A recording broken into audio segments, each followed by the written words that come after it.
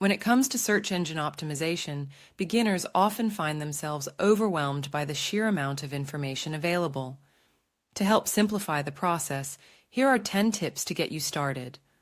1. Understand the basics of SEO, including keywords, meta tags, and backlinks. 2.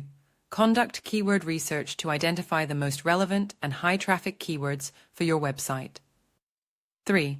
Optimize your website's meta tags, including title tags, meta descriptions, and header tags. 4. Create high-quality, relevant content that is optimized for your target keywords. 5. Use internal linking to help search engines navigate your website and improve user experience. 6. Build backlinks from reputable websites to increase your website's authority and credibility. 7.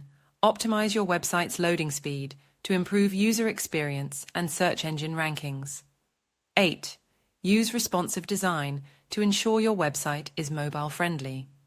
9. Monitor your website's performance using tools like Google Analytics to track your progress. 10.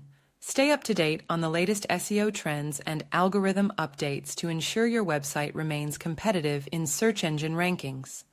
By following these tips, beginners can start to improve their website's visibility and attract more organic traffic from search engines.